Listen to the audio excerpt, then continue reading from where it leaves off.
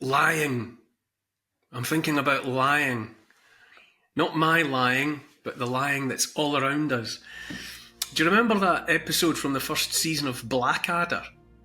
You know, the Rowan Atkinson comedy, the medieval one it started with. It was something to do with Prince Edmund's upcoming nuptials, and his mother, the Queen, has found a sheep in his bedroom. And she says, "It's not the sheep I mind, Edmund, it's the lying." And I feel like that all the time. I do mind being lied to. We all do. But more than the lying, I really object to the stupidity of it all. The way we're apparently deemed to be so stupid that they just tell us anything at all the time. What I mean is the lies, if they weren't always, seem now to be so badly done, so inept. The quality or the lack of quality of the lies is such that, well, a reasonable person looking on at the incessant lying is left to wonder why it's all so obvious. You know, you think all the time, well, if I can see it, maybe I'm meant to see it. Because if you've got entities that have been practicing lying for a very, very long time, you think they'd be slick, that it wouldn't be so obvious to the likes of you and me. So you think, well, if I'm seeing it, maybe I'm meant to see it. So what does that mean?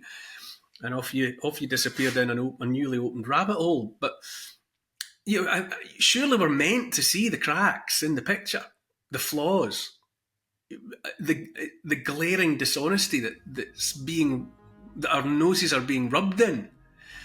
And if the obvious lying, the inept lying, is just to preoccupy us and get us talking, what is it that we're not looking at while that's going on? And it's increasingly obvious, or it seems to me to be increasingly obvious, that the liars just can't stop lying. And lying for the sake of it. Even when there's no need to lie. It feels like they must still go out of their way to come up with new things just for the purpose of lying about them. Or is it just me? You tell me, am I paranoid? Because just because you're paranoid doesn't mean they're not out to get you. A big part of the problem, I think, is that I would say too many people enjoy being lied to at some level. They enjoy being fooled. There's a movie, I often refer to movies in here, but there's a movie called The Prestige about magicians. And in it, the character called Cutter, who's played by Michael Caine, explains the basic nature of magic tricks. He says every great magic trick consists of 3 parts or acts. The first part is called the pledge. The magician shows you something ordinary, a deck of cards, a bird, or a man. He shows you this object. Perhaps he asks you to inspect it to see if it is indeed real, unaltered, normal. But of course, it probably isn't. The second act is called the turn. The magician takes the ordinary something and makes it do something extraordinary. Now you're looking for the secret, but you won't find it because, of course, you're not really looking. You don't really want to know. You want to be fooled.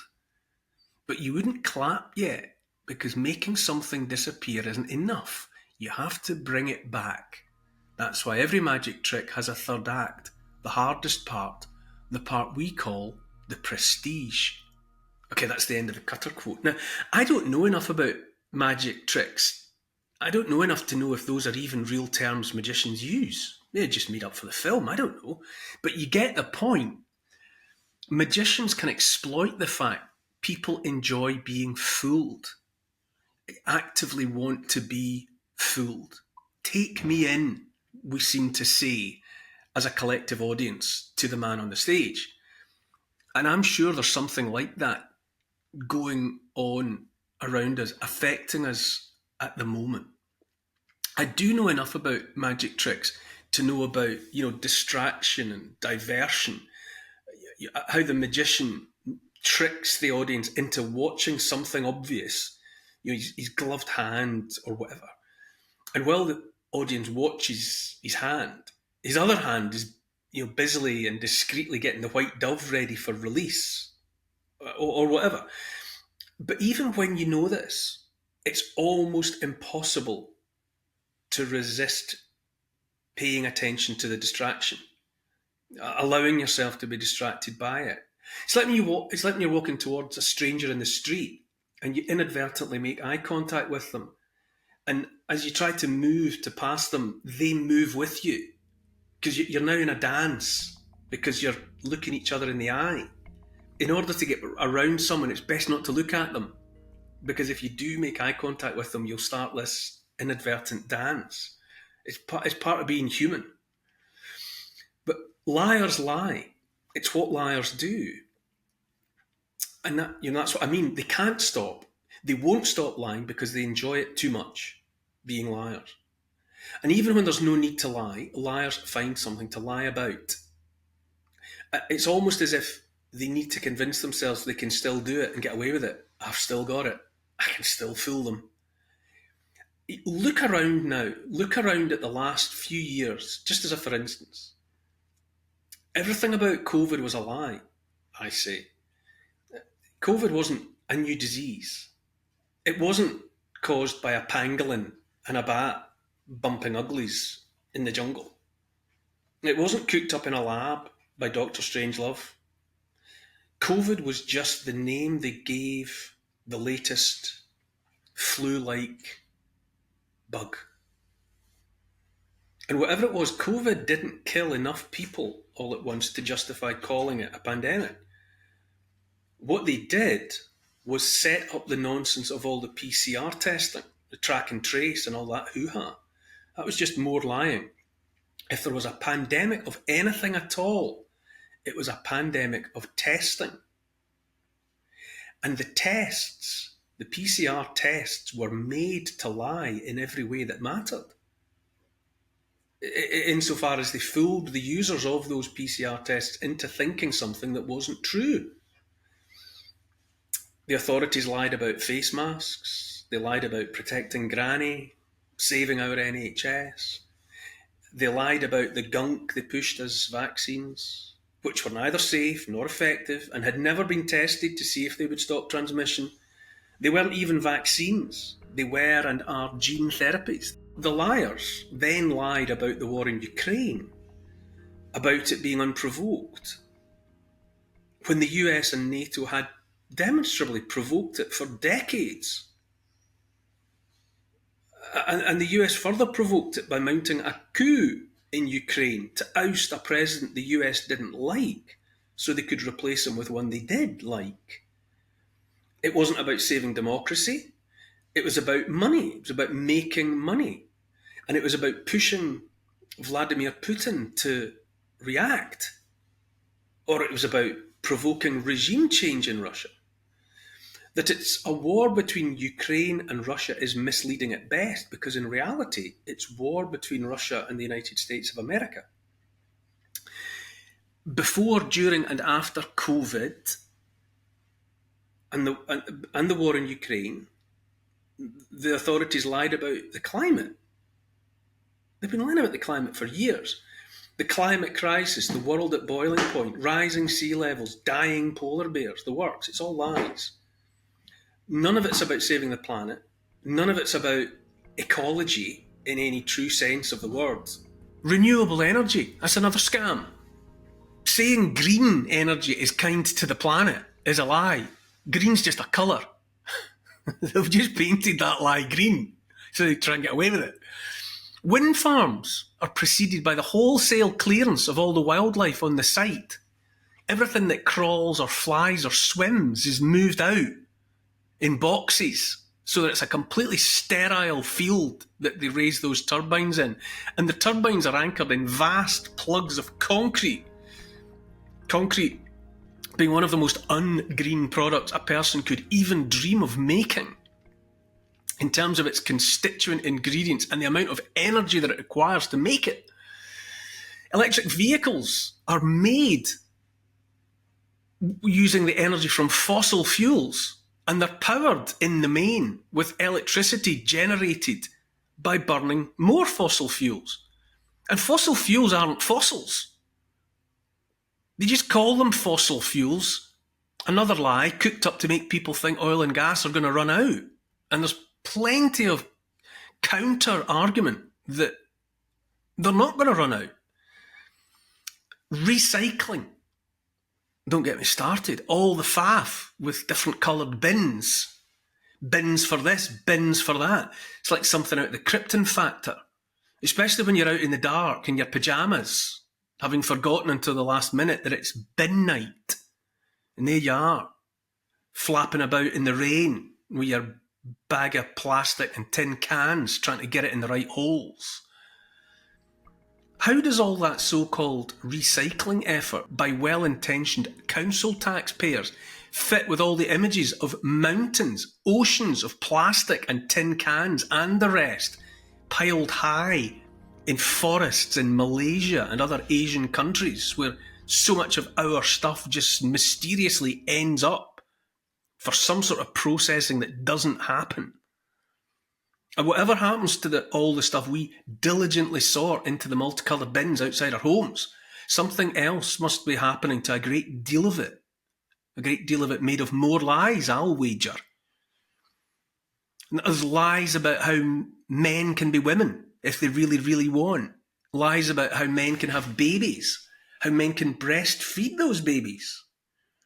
In the United States of America, the Democrats and their allies in the intelligence industrial military complex, being the Pentagon and the CIA and the FBI and the Department of Defense and the rest, lied about their rival Donald Trump colluding with Russia in return for power in the 2016 elections. That was lies. We know that. That's a fact.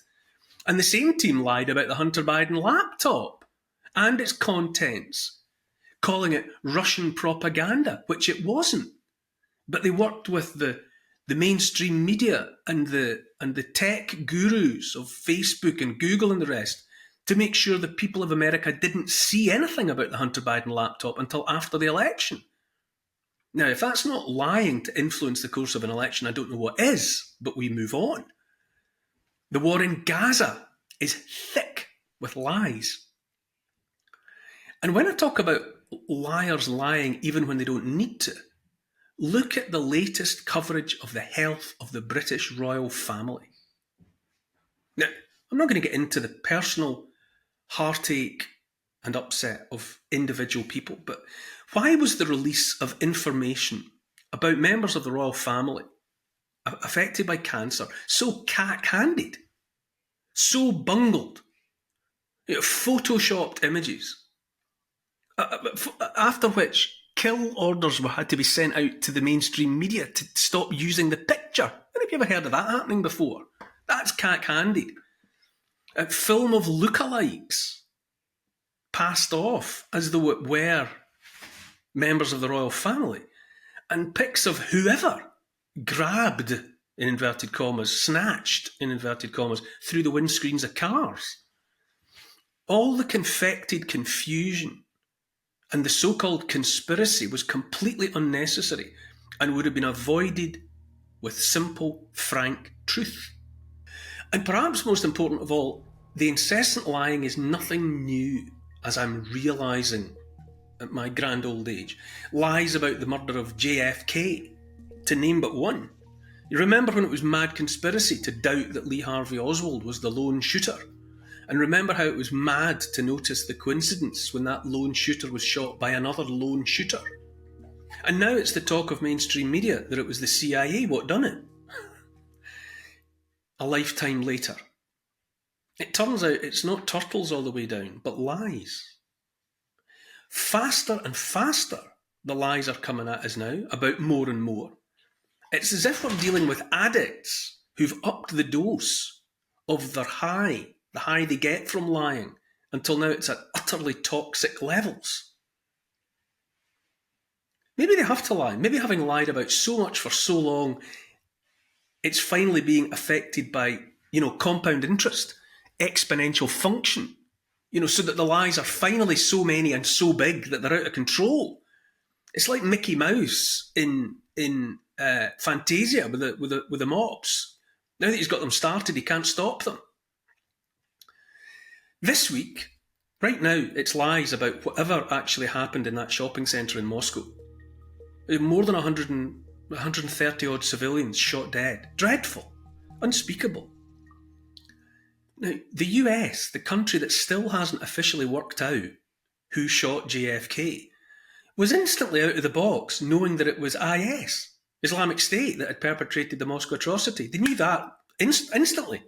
Still don't know who shot JFK, but they know who killed those people in Moscow, thousands of miles away. The country that lied about the Nord Stream pipeline, claiming Russia had blown up its own multi-billion-dollar infrastructure, when in truth the explosion was the work of the US and or her allies. The country that lies about everything to do with its war in Ukraine is now making up more nonsense about what happened in Moscow. The smarter money is on the horror in Moscow having been committed by Ukraine or on behalf of Ukraine, as yet more of the attempt to push Vladimir Putin into the grand gesture, le beau geste, nuclear war, perhaps. Lies and lies and lies again. I don't know about you, but I feel I am at the point where I will never believe another word that comes out of their always lying mouths. And that's the truth.